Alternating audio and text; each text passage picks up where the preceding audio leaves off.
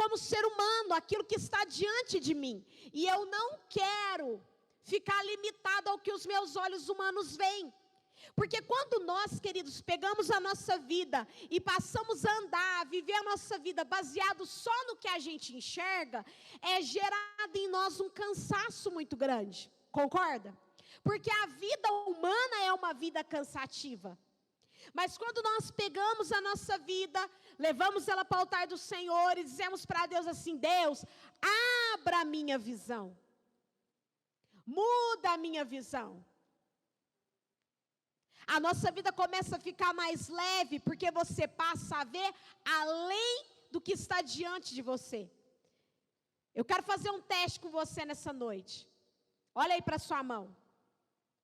Olha para a sua mão. Presta atenção na sua mão, bem emprestado.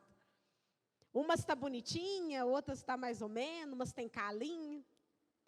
Prestou atenção na sua mão? Quantos dedos você tem? Responda-me. Quantos dedos você viu aí? 10. Quem vota 5? Levanta a mão. Quem vota 10? Quantos dedos você tem?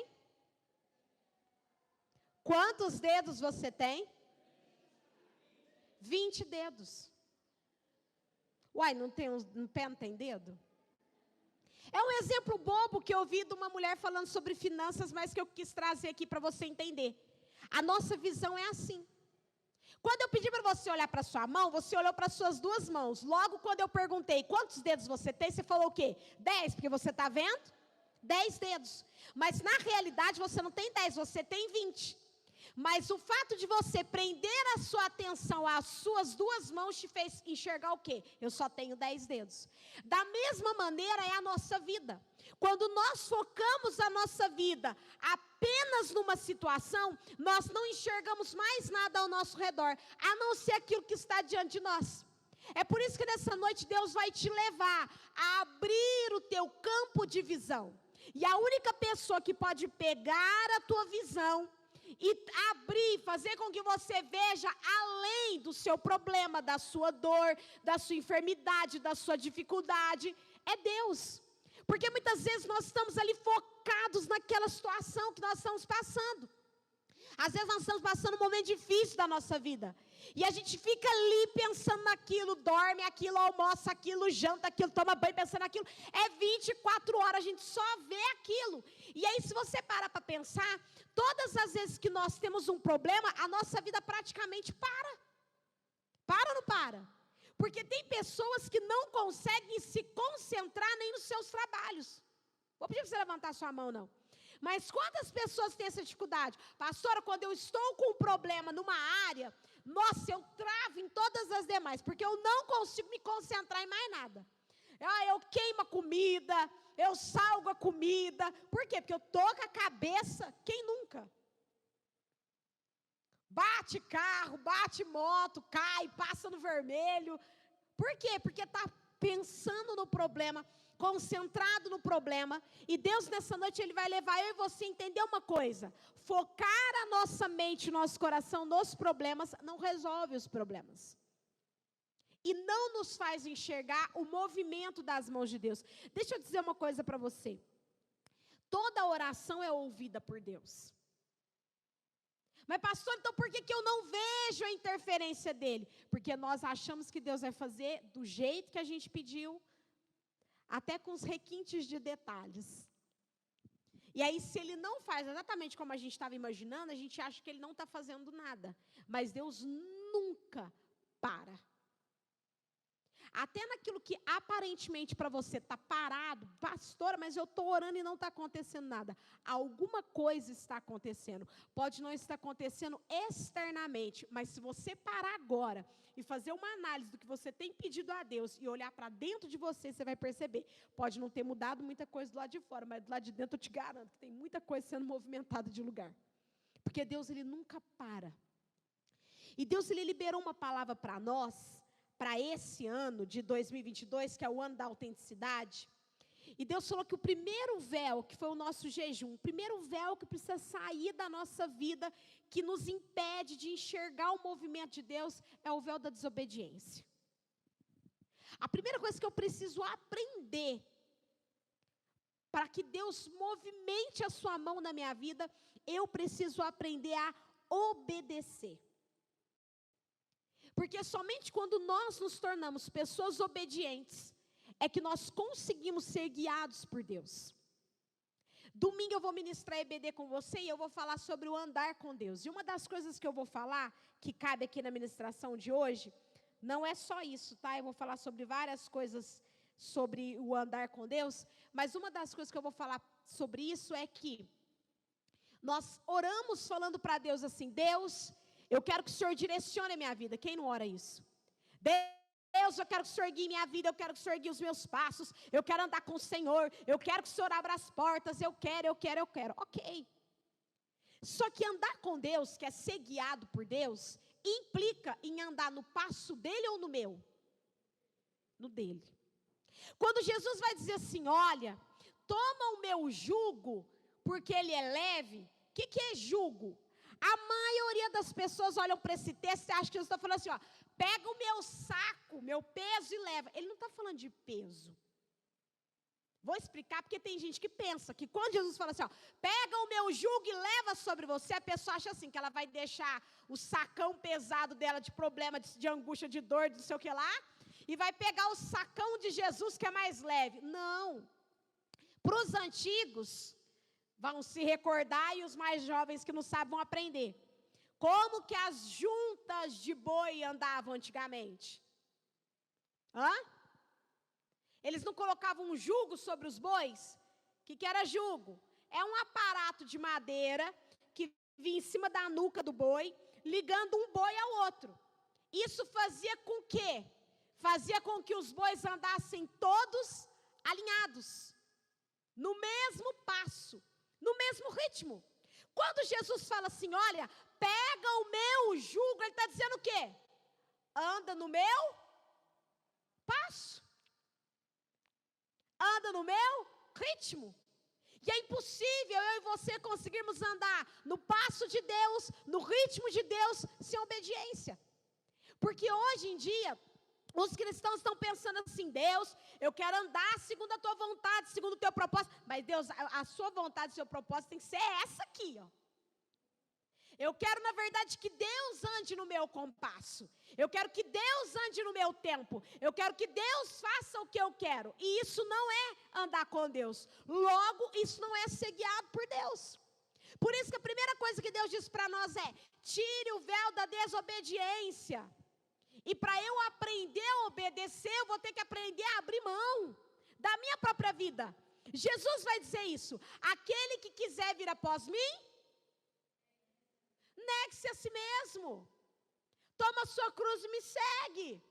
O primeiro princípio do cristianismo é negar a mim mesmo. Porque muitas vezes a minha vontade, ela está condicionada à vontade do inferno. E eu vou te fazer uma pergunta: é fácil negar a si mesmo? Não. Seria muito mais gostoso se Jesus olhasse para a gente e falasse assim: olha, salvo para sempre, morri na cruz, paguei o preço do seu pecado, paguei o preço da sua condenação, agora você pode fazer o que você quiser, você pode viver da maneira que você quiser, que eu vou te abençoar. Não seria mais gostoso? Seria ou não seria? Seria maravilhoso, gente. Deus, eu vou ali, o Senhor me abençoa. Sim, te abençoo. Deus, eu vou para cá, o Senhor me abençoa. Deus, sim, senhora. Eis-me aqui. Só que a palavra de Deus não diz isso. Ela diz assim: olha, você vai precisar se negar. Então, se eu quero começar a ver o movimento de Deus na minha vida, eu vou precisar tirar da minha vida a desobediência. E começar a entender que eu preciso andar com Deus. E andar com Deus é ser guiado por Ele. E ser guiado por Ele é andar segundo a vontade dEle, no passo dEle, no tempo dEle. Então, fazer a vontade de Deus não é fazer só o que Ele me mandou, ou o que Ele espera, mas é fazer na hora que Ele mandou, do jeito que Ele espera, no tempo que Ele espera, com as ferramentas que Ele espera. Vocês conseguem entender?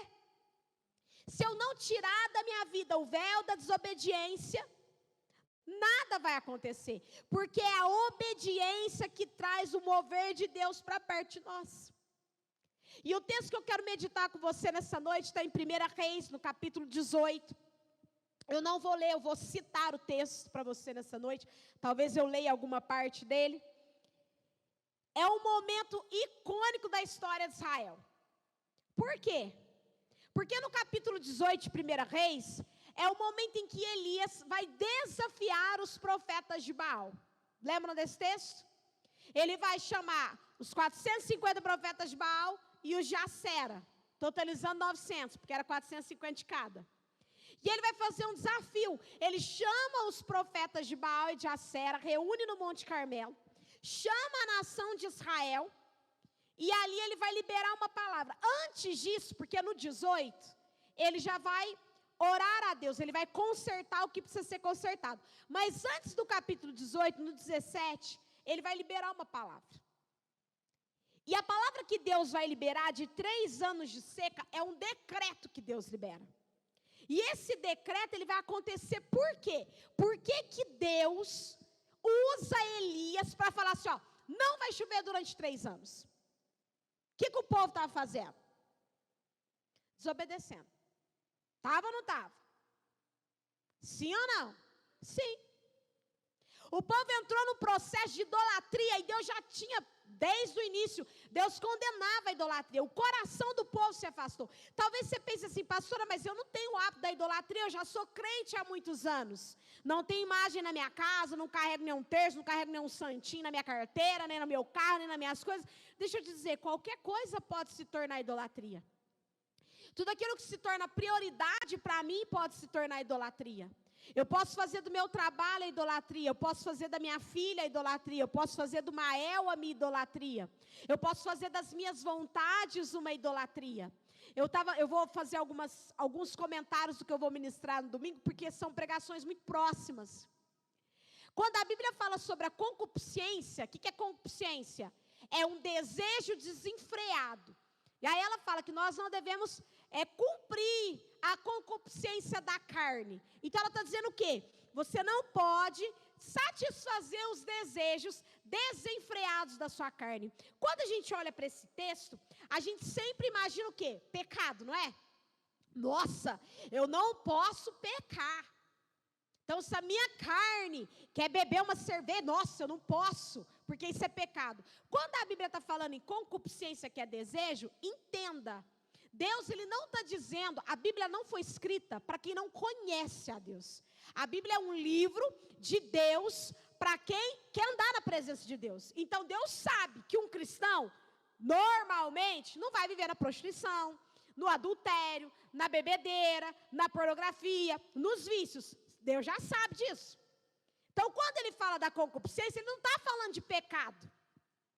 Ele está falando do quê? De coisas que são normais e podem se tornar pecaminosas. Você quer um exemplo disso? Por exemplo, é normal dormir? É gostoso dormir? Mas dormir demais é normal? É saudável? Acrescenta? Mas a sua carne quer acordar todo dia para trabalhar e a minha carne, ou ela quer dormir o dia inteiro? Se você deixar sua carne te dominar e dormir o dia inteiro, você está satisfazendo uma concupiscência. Isso vale para qualquer coisa. Eu te dei o exemplo do sono, mas isso vale para comida. Comer é bom? É legítimo? É normal comer. Mas por que a Bíblia fala que os gulosos não herdarão o reino dos céus? Porque se torna uma concupiscência. Tudo aquilo que eu perco o limite se torna pecaminoso. Até algo que de pronto não é pecado, se não houver limite em mim, aquilo se torna um pecado. Eu estava na casa da minha mãe terça-feira e meu sobrinho ele não pode ver nada, o pititico. Que ele quer comer. E pode estar, irmão, barrotado. E aí, meu sobrinho mais velho queria jantar, minha mãe fez uma salsicha lá para ele jantar. E o pequeno já tinha tomado café, já tinha tomado leite e tinha jantado. Então já não cabia mais nada. Ele viu o mais velho comendo a salsicha e a Esther também, ele quis a salsicha. Gente, ele comeu até vomitar. Aquilo me deu uma raiva. Eu dei até uma cadernada na cabeça dele.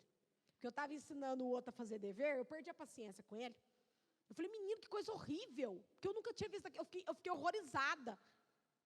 Eu nunca vi uma pessoa comer, e a minha mãe falando, né, come mais, né, porque você já viu, né, gente mais velha, né, quando a gente está passando mal, os mais velhos falam pra gente isso, né, faz mais que melhora, come mais que melhora. Gente, ele comeu até vomitar. Não, vocês não estão entendendo, ele estava vomitando e comendo. Ele põe um pouco para fora e põe um outro pedaço da salsicha para dentro. Fiz, sangue de Jesus tem poder. Aí ele passou perto de mim, eu não resisti, eu dei uma cadernada na cabeça dele, falei, seja liberto, nem que seja na força do caderno. Não vai, né, na força do caderno. Mas é que eu fiquei escandalizada, gente, com aquilo. Escandalizada. Ansiedade, isso não é normal. Óbvio que isso, no caso dele, porque ele é muito pequeno, isso não é só gula. É óbvio que por trás disso tem outros fatores. Mas só para você entender, eu te dei alguns pontos de coisas que são normais e que podem se tornar concupiscências, que são desejos que eu preciso remover da minha vida, que eu não posso me deixar dominar por eles, porque do contrário, Deus não poderá mover a sua mão sobre mim. Então eu preciso aprender a obedecer a Deus, e obedecer a Deus é fazer a vontade dEle, é descobrir o querer dEle, é andar segundo o querer dEle. Para responder a tua pergunta de uma maneira bem simples, pastora, como que eu sei a vontade de Deus? Nas Escrituras a gente começa a descobrir, porque a primeira coisa que Ele faz é começar a mostrar para a gente o que a gente não é, o que a gente é, para depois Ele começar a fazer a gente entender o que Ele quer. Mas o processo todo é oração e leitura da palavra. Então Deus vai liberar uma palavra aqui no capítulo 17. Não vai chover durante 3 anos. E de fato, durante 3 anos não houve chuva em Israel. E eles passaram por uma seca terrível. Depois de 3 anos, Deus chama Elias, e aí nós entramos no capítulo 18. Manda Elias ir lá, e ele vai falar assim, olha, vai e fala que vai chover. E é interessante porque, o que a gente pensa? Bom, se Deus falou para ele ir lá que ia chover, então era só chover, ué, não é? Quando Deus fala para mim e para você assim, ó, vai que eu estou com você, a gente imagina o quê? Está comigo. Mas depois que Deus fala, vai que eu estou com você, depois que Deus disse aqui para Elias, vai porque vai chover, o que Elias tinha que fazer? Sentar, puxar uma cadeira do papai, sentar e falar, agora eu vou contemplar as nuvens se aproximando. E é isso que você vai entender nessa noite. Que quando Deus libera uma palavra, eu preciso me mover, para que eu possa ver o movimento da mão de Deus. A primeira coisa que Elias fez foi, tem um decreto sobre a nação de Israel. Quem disse que não ia chover? Deus, não foi? Vamos pensar aqui comigo. Eu sei que é sexta-feira, o povo fica meio... Mas vamos lá. Quem disse que não ia chover? Deus. E choveu? Não. Quem voltou depois de 3 anos e falou, vai chover? Deus. Então entenda, por que Deus falou que não iria chover? Desobediência. Então vamos lá, o povo desobedeceu, a desobediência gerou a seca, e depois de 3 anos, Deus deu um limite de tempo, durante 3 anos não vai chover porque vocês estão em desobediência. Depois de 3 anos, Deus libera uma palavra, agora Elias vai lá porque vai chover. Todas as vezes que nós entramos em desobediência a Deus, nós colhemos o fruto da nossa desobediência.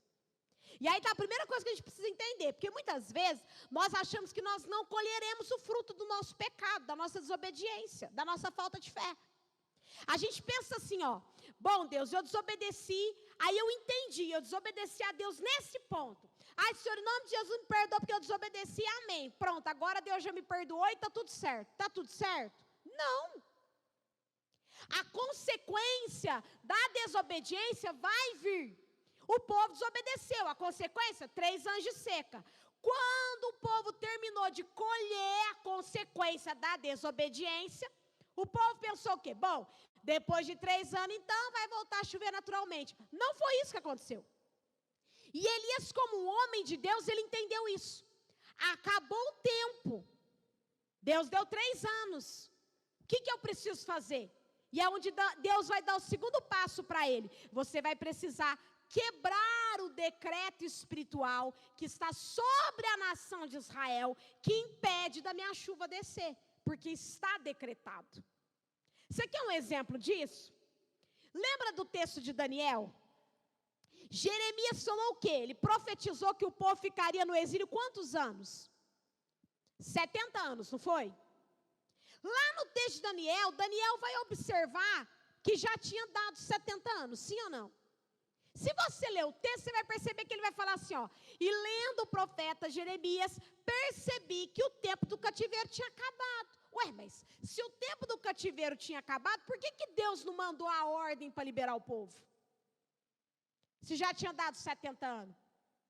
Não é normal a gente pensar, ó, deu 70 anos, na hora que der 70, Deus vai fazer alguma coisa, a porta vai abrir, o povo vai sair. A gente pensa que é assim, não é?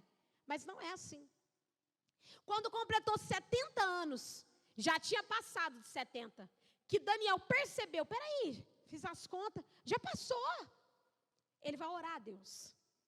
E a primeira oração que ele vai fazer, não é pedindo, ó Deus nos liberta, ó Deus nos tira. Não, ele vai orar por perdão e restauração. Lê o texto de Daniel para você ver. Ele vai se colocar no lugar da nação para pedir perdão pelo pecado da nação. Foi ou não foi? Porque nós pecamos, nos afastamos do Senhor, deixamos o seu caminho, por isso essa situação veio sobre nós. Porque ele entendeu uma coisa, há um decreto sobre mim. De repente você está passando por situações na tua vida que são fruto de desobediência. Eu estou passando coisas na minha vida que são fruto de desobediência.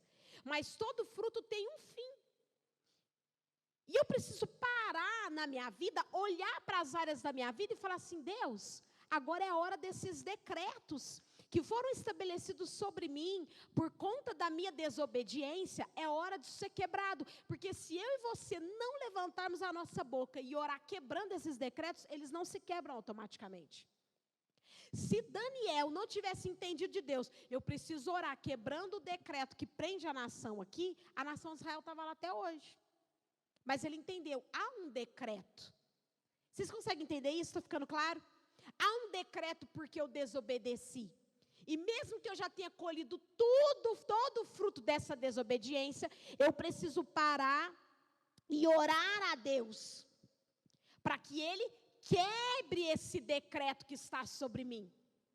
Quando você vai olhar para essa história de Israel, você vai entender que existem muitas situações na nossa vida.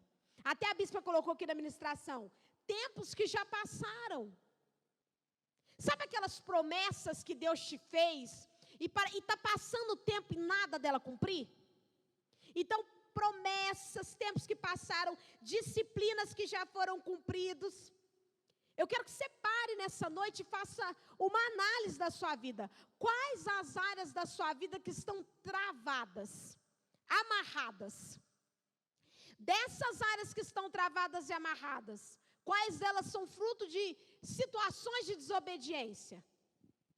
E vai mais uma pergunta aí. Você parou para levar essa situação no trono de Deus para ser quebrado? Olha, pastor, eu reconheço que tudo que eu estou vivendo hoje na minha casa, no meu trabalho, na minha vida emocional, na minha vida financeira, eu entendi que tudo isso é fruto de desobediência. Quando eu falar desobediência, eu não estou falando de uma coisa restrita, eu estou falando de uma coisa ampla. Por exemplo, ai, pastor, eu estou com um problema financeiro, mas eu sou fiel no dízimo e oferta. Meu problema financeiro é porque eu desobedeci nessa área? Não. A desobediência, ela não diz respeito apenas a não entregar o dízimo e oferta. Mas concorda que administrar a nossa vida financeira de uma maneira irresponsável é desobediência a Deus? É ou não é? É. Eu posso ser fiel no sentido da entrega. Entrego meu dízimo e minha oferta corretamente. Mas se eu não sei administrar a minha vida financeira, eu entro em desobediência da mesma maneira. Porque Deus olha e fala, minha filha, você ganha, vamos lá, 1.000, você gasta 2. E a minha palavra fala que você tem que ter limite, porque a palavra de Deus, ela nos instrui acerca de tudo. Ela fala que eu tenho que ter limite. Ela fala que eu tenho que ter sabedoria. Então, se eu não administro as minhas finanças de maneira correta, eu estou agindo com falta de sabedoria. Logo, eu estou em desobediência. E eu quero que você pare nessa noite e observe a sua vida. Quais são os decretos que estão sobre você hoje que precisam ser quebrados? O que é decreto, pastora? Quais são as áreas da sua vida que estão travadas? Porque se eu e você não fizermos nada em relação a essas áreas, nada vai acontecer por osmose. Eu preciso parar e pegar cada área da minha vida. Deus, essa área que está travada. Em nome de Jesus, Pai, me perdoa porque eu fiz isso de errado nessa área. E eu reconheço que isso está acontecendo por causa dessa postura. E eu te peço, em nome de Jesus, quebra todo o decreto do inferno sobre essa área. Pai, essa outra área aqui está bigodada também. Eu preciso da tua interferência, do teu trabalhar, porque eu falei o que eu não devia, porque eu pensei o que eu não devia, porque eu agi da maneira errada. Quebra todo o decreto, porque os decretos do inferno, eles vêm sobre nós mediante as nossas ações. E na maioria das vezes, ações de desobediência. Deus, ele tem liberado desde a passagem do ano. Quantas palavras Deus liberou? Ele entrou em janeiro rasgando. Esse é o ano da virada na sua vida. Foi? É o ano da autenticidade. É o ano da virada da sua vida. Esse mês de fevereiro é o mês que você vai contar milagres. E quantos de nós paramos? Amém, glória a Deus, eu recebo em nome de Jesus. E? Não, pastor, eu recebo. Tá, mas o que é que você está fazendo para que essa palavra se torne uma realidade? Quais as áreas da sua vida que você precisa dessa virada de chave? Você precisa saber. Deus, eu preciso de uma virada de chave na minha vida emocional. Eu preciso de uma virada de chave na minha vida financeira. Eu preciso de uma virada de chave do Senhor na minha família, nas minhas finanças. A primeira coisa, reconhecer as áreas da minha, da sua vida que nós precisamos dessa virada de chave. Segundo ponto, quais são os decretos que estão sobre elas? Deus, eu reconheço que a minha família vive numa miséria só, Pai. Ninguém tem equilíbrio financeiro. Então, em nome de Jesus, todo decreto que repousa sobre minha família, na área financeira, eu quebro agora. Me perdoa, Pai, porque até hoje eu andei de maneira insensata em relação às minhas finanças. Mas hoje eu te peço perdão e eu te peço, quebra esse decreto do inferno sobre essa área financeira, sobre essa área emocional, sobre essa área espiritual, sobre a minha família. O que eu preciso fazer então para Deus mover na minha vida? Obedecer a Deus. Reconhecer as áreas da minha vida em que há decretos do inferno. Reconhecer as áreas da minha vida em que eu preciso de uma virada. E o primeiro passo que Elias fez foi ir lá. Deus libera uma palavra, não chove. O tempo da colheita eu não tenho o que fazer, a não ser colher. Mas eu preciso estar atenta. Acabou o tempo da colheita.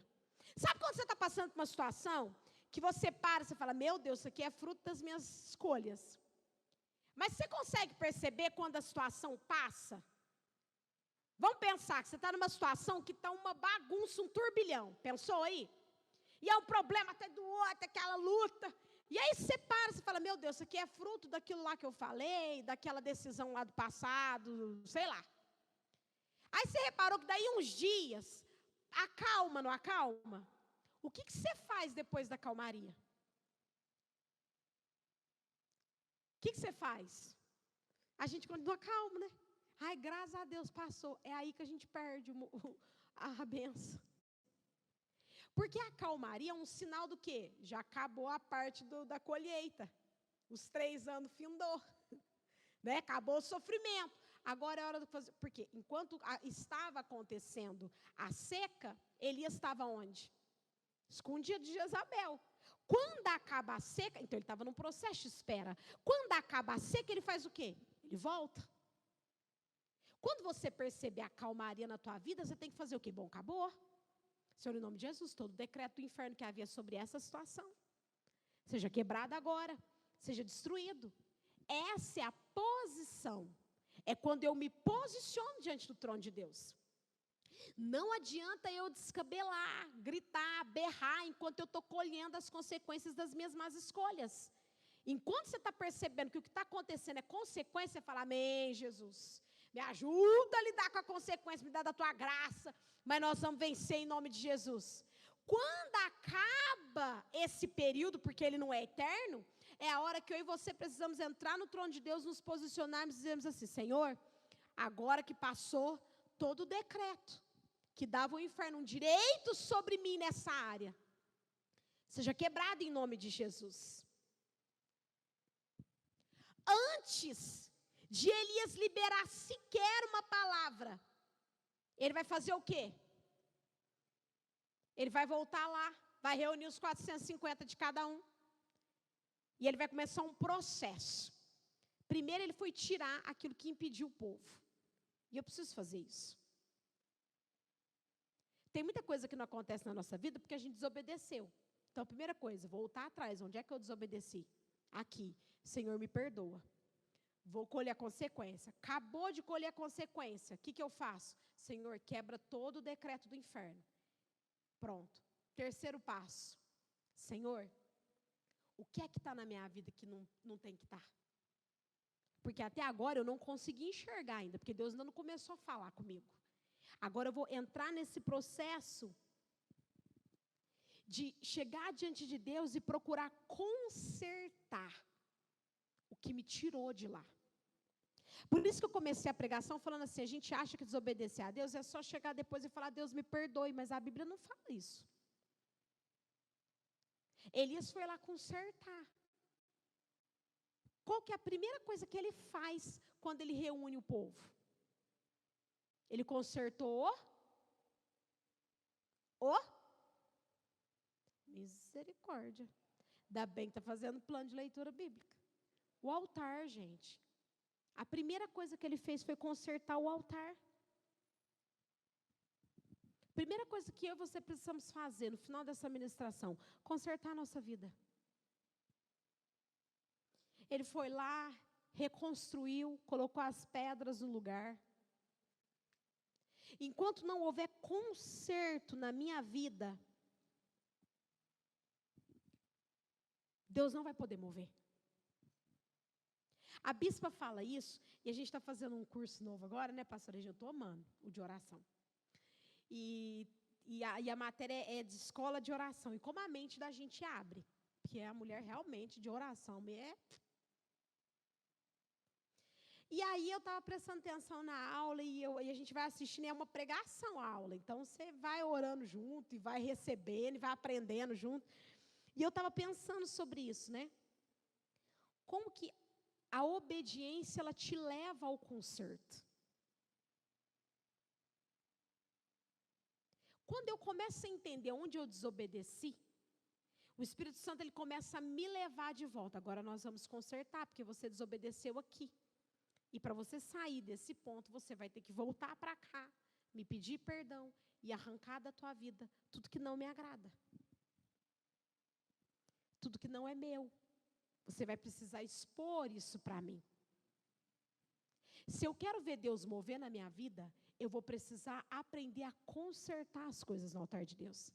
A bispa fala uma coisa que é verdade, eu identifiquei isso na hora que eu estava até vendo o curso de oração. Irmão, as nossas lágrimas não tocam a Deus. Não sei se você pensou nisso. Talvez como eu já pensei um dia, se você pense assim, ó, não, porque se eu chegar lá... E a gente é terrível, porque eu já tive essa fase. Só que eu estou numa outra fase da minha vida espiritual. Então a gente vai amadurecendo espiritualmente, a gente vai mudando. Mas quem aqui não precisa levantar a sua mão, já foi orar e pensou assim, ó, nossa, eu vou orar quebrantado. E aí eu vou chorar. E aí Deus vai sentir a minha dor. E ainda põe aqueles louvor que fala que Deus sente a nossa dor. Sabe aqueles louvor que fala que Deus sente a nossa dor? Porque quando você chorou, eu chorei que você também chorou nada, gente. Deus não chora com a gente, não. Deus é Deus, vai. Eu vou explicar. Deus não é indiferente à nossa dor. Só que, irmão, eu vou te fazer um comparativo, você vai entender onde que eu quero chegar.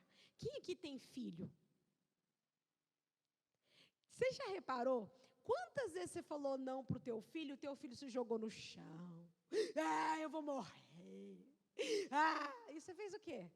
Você achou que ele ia morrer mesmo? Você achou? Quem é pai e mãe sabe o que eu estou falando. Que isso acontece ou não acontece? Parece que acabou a vida deles. A minha já está entrando nessa fase. Não parece? Eles se jogam no chão, porque se eu não tiver, mãe, se eu não tiver esse negócio, eu vou morrer se você não deixar eu ir. Eu vou te fazer uma pergunta. Você como pai e mãe, que viu essa cena, você ficou comovido? Ai, meu Deus, ele vai morrer mesmo, deixa eu liberar. Você nem irmão. Se você for um pai ou uma mãe como eu, mais dado ao lado cômico da coisa, eu falo, não diga, vou chamar o Sr. Nelson. Na hora que você terminar de morrer, ele vem. Para quem não sabe, o Sr. Nelson é o dono da Fumpar. Ué, mas não é. Aí eu quero fazer esse paralelo para você entender. Quando eu e você chegamos para Deus, irmão, por mais problemática que esteja a nossa vida, Deus, ai, eu vou morrer, Senhor, Deus, misericórdia. Gente, Deus olha para nós e fica igual nós orientar filho. Deus fica assim. Não é um sentimento que a gente tem como pai e mãe? Não, mas não precisa disso tudo, não. É só um negocinho. Gente, Deus faz a mesma coisa. Pastora, mas é minha dor. Deixa eu te dizer, não é o quanto eu choro que toca Deus, não é o quanto está doendo o meu coração que toca Deus, é o quanto eu ando em comunhão com Ele que toca Ele. Entende a diferença? Eu posso não derramar uma lágrima, mas se eu tenho comunhão com Ele, Ele fala, nossa. É o que Ele falou para Abraão, a respeito de Abraão. Nossa, como que eu vou negar para Abraão? Como que eu não vou contar para ele que eu vou destruir Sodoma e Gomorra se eu sei que ele ama Ló e Ló está lá e Ló vai no meio da bagunça? Vou ter que compartilhar, vou ter que fazer. Vocês entendem? O que toca mais um pai humano? A choradeira do filho ou a certa maturidade? Mamãe, eu sei que nesse momento você não pode, mas quando você puder, você me dá tal coisa? O que mexe mais com você? A criança falar assim, ó, qual que te toca mais? A primeira ou a segunda opção? A primeira. E por que você acha que Deus é diferente? E olha que Deus está vendo bem além da gente ainda. Que Ele está vendo o íntimo do nosso coração. Ele está assim. Você está até forçando um pouquinho a mais para chorar. Para você me comover. Gente, o nosso choro, a nossa dor não comove Deus. Você quer se aproximar de Deus? Você quer ver Deus mover? Tenha uma vida de obediência. Aí você não vai precisar nem chorar. Você vai chegar e falar, Senhor, igual aquele homem chegou para Jesus, se tu quiseres, o leproso, tu podes me tornar limpo. Jesus fez o quê? Eu quero. Fique limpo. Simples. Ele não chegou lá, Senhor, as pessoas me desprezam, porque as pessoas me ignoram. Não, gente. É a obediência que move Deus. E quando eu começo a decidir no meu coração a obedecer, Ele vai me levar para esse primeiro passo, que é o passo do conserto. E o conserto é chegar diante de Deus e expor para Ele o que está acontecendo comigo. Deus, eu vou te expor a minha realidade. A minha realidade hoje é essa. A realidade do povo era a idolatria. Qual é a tua realidade hoje? Deus espera que você chegue para Ele e diga para Ele, Senhor, a minha realidade é essa, o meu pecado é esse, a minha fraqueza é essa. E eu quero te obedecer nessa área, me ajuda, porque o inferno está me prendendo. A gente aprende a orar orando. E é uma coisa que a gente não faz. E eu vou dar um exemplo aqui, do que o texto está querendo dizer. Você está com um sentimento no seu coração, de amargura, de raiva, de ira. Claro que ninguém aqui sente essas coisas. Só eu, pastora. E aí você não está podendo ver. Estou dando um exemplo humano que é muito comum, porque o diabo ataca muitas emoções da gente. E aí você não está podendo ver a pessoa. Como que normalmente a gente faz? Ou a gente ignora, ou a gente para e fala assim, sai sentimento em nome de Jesus. Sai capeta do meu coração. Eu te repreendo, Satanás. E eu quero te fazer uma pergunta. Quantas vezes você orou isso e o sentimento saiu do seu coração? Porque eu nunca saiu. Parece que eu tinha mais raiva ainda da pessoa. Aí que o capeta montava mesmo. Mas, pastora, como que eu tenho que orar? E aí está nesse primeiro ponto. Consertar com Deus é dizer para Ele, é expor. Senhor, eu estou com um sentimento no meu coração que eu não estou podendo com tal situação. E eu estou te expondo isso porque isso não é meu. Essa raiva que eu estou sentindo, ela não é minha. Gente, você está expondo o que está dentro de você e você está expondo o inferno.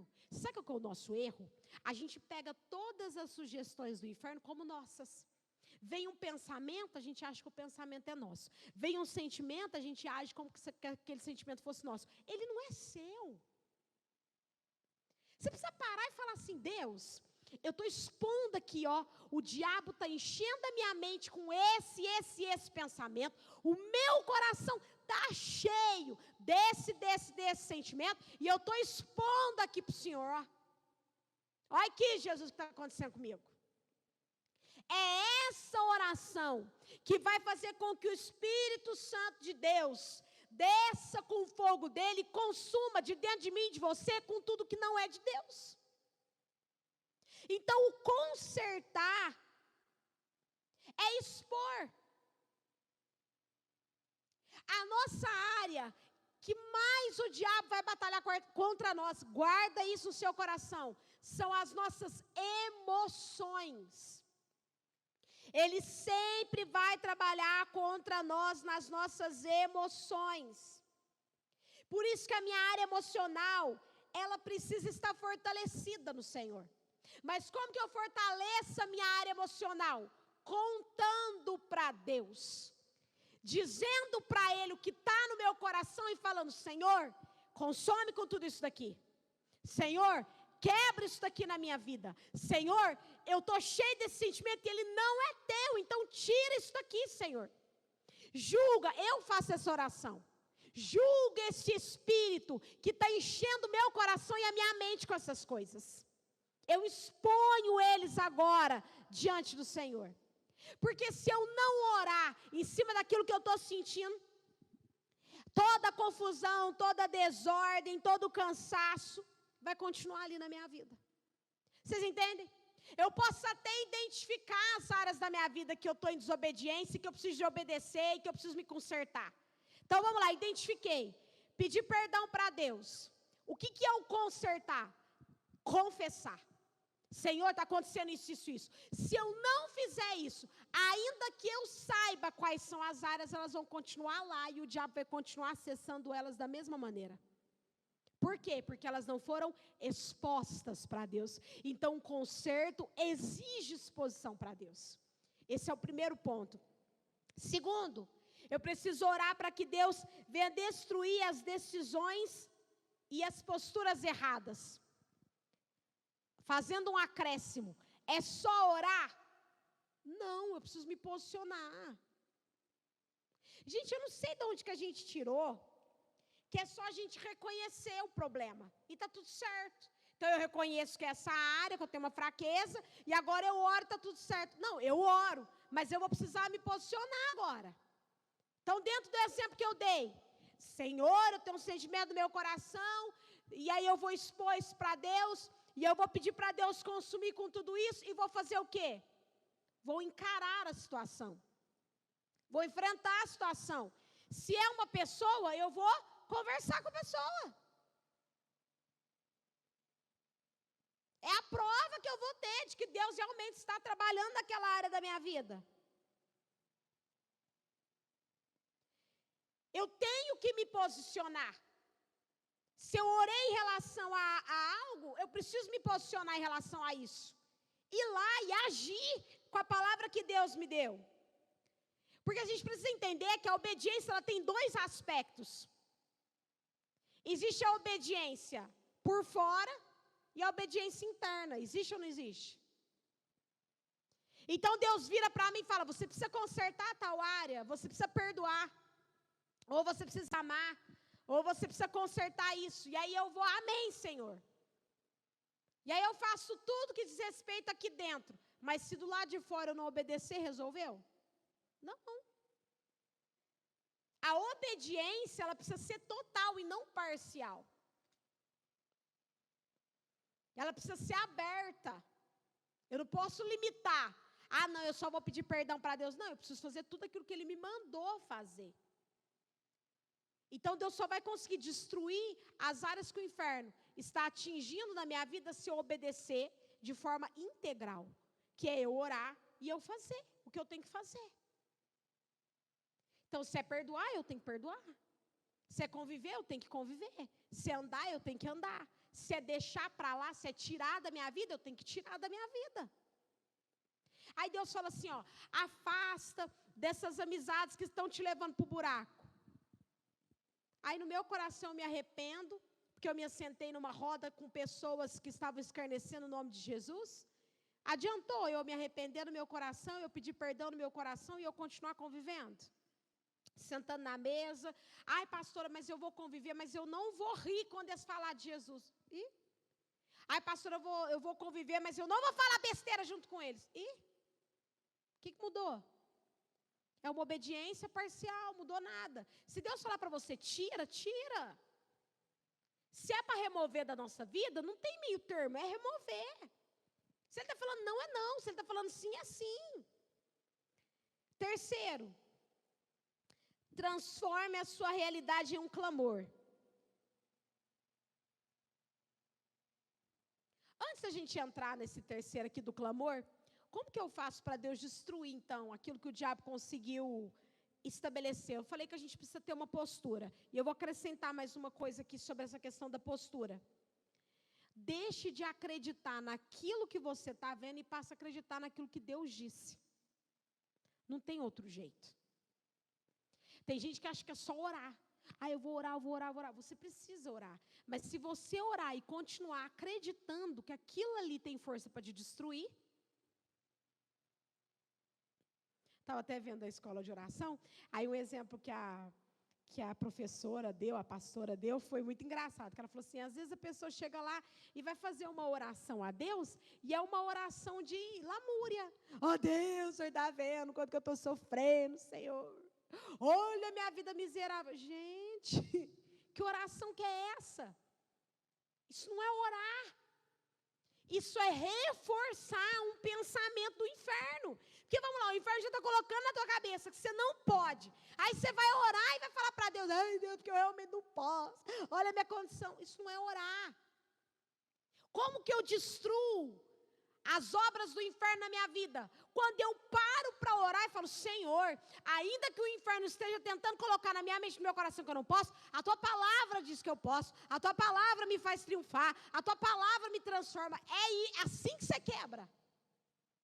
É você ir contra o que o diabo está te falando, usando uma palavra de Deus. Aí você vai ver o seu coração mudar, os seus pensamentos mudarem, o seu interior ser transformado. Por quê? Porque você está orando de verdade. Deus, ainda que todo mundo diga que eu não posso, a tua palavra me respalda e ela me basta. Pega o livro de Salmos, gente. Salmos é um livro de cânticos, de louvores. Todo o livro de Salmos vai ser baseado em quê? Em reconhecer o que Deus é capaz de fazer. E eles podiam estar passando o pão que o diabo amassou. Mas você vai ler Salmos, eles estão lá. Porque enquanto os nossos inimigos nos perseguiam, o Senhor era a nossa força, o Senhor nos sustentava, o Senhor nos levantava. Está vendo a diferença? É assim que você destrói os pensamentos do inferno. Quando o inferno vier falar assim, porque você não é capaz, porque essa porta não é para você, porque você nunca vai ser, você levanta uma palavra de Deus sobre a tua vida e fala, Satanás, a palavra de Deus diz isso, então Senhor, eu te louvo, porque a tua palavra diz isso a meu respeito. É assim. Jesus rebateu o diabo lá no deserto usando o quê? A palavra. Se o próprio Jesus usou a palavra, eu preciso conhecer a palavra para usar a palavra. Terceiro, transforme a sua realidade em um clamor.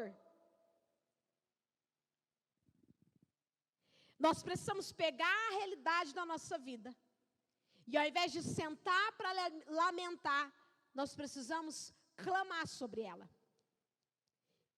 E esse terceiro tópico, ele tem muito a ver com o que eu acabei de falar. Porque durante o processo do meu e do seu clamor, o diabo vai levantar um monte de dúvida na nossa cabeça. Para e pensa na situação de Elias. Você acha que o diabo não falou as coisas para Elias? Você acha que não ficou na cabeça de Elias assim, e se não chover? Porque, gente, Deus mandou ele ir lá e falar que ia chover. E não tinha uma gota, não tinha um céu nublado, não tinha nada, céu azulzinho, limpinho, sol estralando na mona. E aí Deus fala para ele assim, ó, vai lá e fala para Acabe que vai chover. E aí ele tem que ir lá liberar uma palavra sem ver nada. Você acha que o diabo no caminho falou assim, ó, mas e se não acontecer? E se for coisa da tua cabeça? E se não cumprir? O que você vai fazer? Você vai passar vergonha, Elias. O mesmo acontece com a gente. Acontece ou não acontece? Já recebe uma palavra aqui do altar, ai Deus, eu tomo posse, vai cumprir na minha vida, aí você começa a orar e tal, e aí quando você começa a clamar em cima da tua vida, das situações da tua vida, o diabo começa, mas e se? E se? E se? Até a bispa colocou aqui, quantas vezes ele foi pedir para Geazi ir lá conferir se vinha algum sinal? 7 vezes. Na Bíblia, o 7 significa o número da perfeição. Então, ele precisou lutar. Primeiro, ele precisou ter uma entrega completa. Bom, o Senhor está dizendo para mim que esse ano vai ser extraordinário. Se eu te obedecer. Se eu consertar a minha vida. Se eu expor a minha vida. Se eu contar para o Senhor, entregar para o Senhor o que está no meu coração, na minha mente. Se eu te convidar a quebrar todos os decretos do inferno sobre mim. Então eu quero, Senhor. Quando você tomar essa decisão e começar a orar sobre áreas da tua vida, o diabo vai vir com um monte de e se? E se não acontecer? Mas você acha que em um ano Deus vai fazer tudo isso? E nessa hora eu e você vamos precisar ter a postura que Elias teve, que é a postura da entrega. Ele se entregou totalmente ao que Deus disse. Então, cada momento que Geazi ia lá e voltava, dando uma resposta para ele, olha, ainda não tem nada, ele levantava a palavra que Deus tinha liberado para ele. Vai chover. Então, Geazi foi uma vez e voltou, vai chover. E ele foi olhando para aquilo que ele tinha feito. Então, primeiro, vai chover porque Deus disse que vai chover. Segundo, vai chover porque eu limpei o altar. Ou seja, a porta vai abrir, vai acontecer essa virada porque Deus disse que vai acontecer. Segundo, quando o diabo vier, porque não vai? Vai porque eu coloquei a minha vida no altar, eu consertei a minha vida. Aquilo que Deus mandou eu tirar, eu tirei. Terceiro, eu me expus, eu não me escondi. Eu tenho trazido no altar de Deus todos os meus pensamentos e todos os meus sentimentos, porque isso impede o diabo de operar na minha vida. Então vai chover. Você vai passar por um processo de batalhas, em que o diabo, toda hora que vier te questionar, assim como Elias foi levantando ponto por ponto diante de Deus, na oração dele, a Bíblia não descreve, é uma leitura que você faz da situação, você e eu precisamos fazer a mesma coisa. Deus falou. Aí o diabo vem, mas e se? Não vai acontecer porque o Senhor falou, o Senhor não volta atrás do que o Senhor fala. Aí o diabo vem de novo, você não vai acontecer. Sim, Senhor, porque eu estou limpando o meu altar, eu estou expondo a minha vida para o Senhor, eu estou quebrando os decretos do diabo na minha vida. Quando eu exponho a minha vida, eu me levanto contra o inferno, porque eu proíbo o inferno de batalhar contra mim. Aí o diabo vai vir de novo com outro pensamento. Você vai falar assim, Deus, eu sei que vai chover porque a chuva não depende de mim. Elias, você acha que não teve uma hora que ele parou e falou assim, gente, não sou eu que faço chover. É Deus, se Deus falou que vai chover, então vai chover. Então vai ter um momento na sua vida, nessa caminhada, nesse ano, você vai ter que parar e falar assim, Satanás, Deus falou que vai fazer, não sou eu que faço milagre. Não sou eu que interfiro. Não sou eu que abro portas. Só para nível de curiosidade, eu passo por isso quando eu vou orar pelas pessoas. O diabo vem na cabeça da gente assim, mas e se não acontecer nada? E aí na mesma hora que o diabo vem e fala, e se não acontecer nada, o Espírito Santo levanta uma palavra dizendo, mas não é você que faz. A gente precisa olhar para a nossa vida, e quando porque o diabo vai te confrontar. Isso aqui são ideias para você poder guardar no seu coração. Ele vai te confrontar, ele vai dizer, mas e se não acontecer? Você vai falar, não sou eu que faço acontecer. Só que isso precisa estar bem gravado no nosso coração. Não depende de mim chover. Eu sei que só Deus pode quebrar decretos, e eu já coloquei diante do trono dele. E não é o quanto eu oro, é o quanto eu sou sincera, é o quanto eu me exponho, é o quanto eu me aproximo dele que faz ele me ouvir. E por último, Eu sei que vai acontecer, no tempo dele, mas vai acontecer. Porque ele disse que ia chover. Quando nós começamos a nos aproximar de Deus, nós começamos a entender a vontade dele. Por que Deus de fato mandou chover? Porque tudo que Elias falou, ele falou segundo a vontade de Deus. Deus disse que se o povo voltasse para a idolatria, ele cerraria os céus. Então, quando o povo se voltou para a idolatria, Deus cerrou os céus. E aí Deus vai lá mandar ele, fala que vai chover agora. Ele fez tudo o que Deus mandou. Deus não disse, eu vou virar a chave.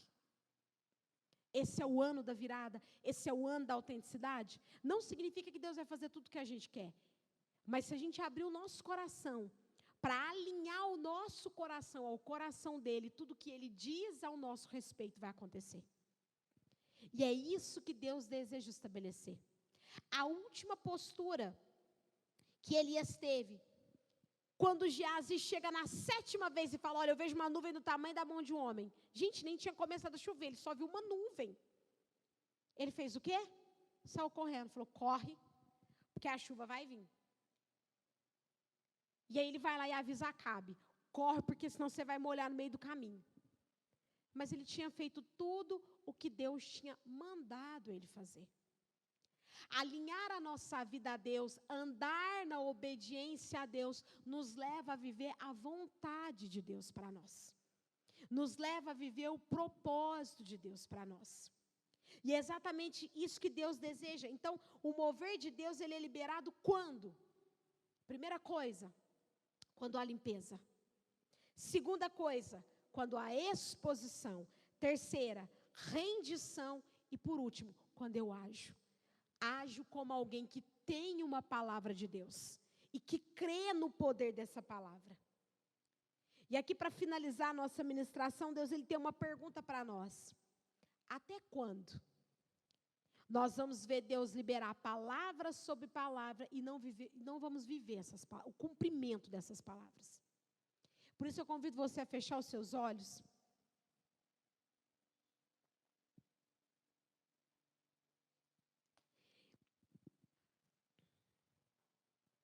Primeira coisa que você vai pedir para Deus, Deus, limpa o meu coração. Limpa a minha vida. E se você reconhece as áreas, os pontos da sua vida em que se você sabe o motivo da sujeira, você vai pedir perdão ao Senhor, não apenas pedir a limpeza, mas o perdão. O sangue de Jesus, ele tem uma característica. No Antigo Testamento, ele cobria os pecados. O sangue dos animais cobria o pecado. No Novo Testamento, é o sangue de Jesus, que não só cobre, mas apaga o pecado. Por isso que a gente ora falando, Deus, me limpa com o teu sangue. E nessa noite você vai pedir isso a Ele. Você vai fechar os seus olhos, você vai falar, Senhor, eu te peço que o Senhor limpe a minha vida agora com o teu sangue. Eu te peço que o Senhor limpe o meu coração, Jesus, com o teu sangue. Porque eu reconheço que nessa área, nessa outra área aqui, eu reconheço que as minhas ações, que as minhas atitudes, que as minhas decisões me afastaram do Senhor. Se você entrou num processo de desobediência, você vai olhar para o Senhor nessa noite e você vai voltar atrás. O Senhor nos convida a voltarmos ao primeiro amor. A voltarmos para aquele lugar de rendição, de entrega, em que o nosso coração desejava mais do que tudo a presença dEle.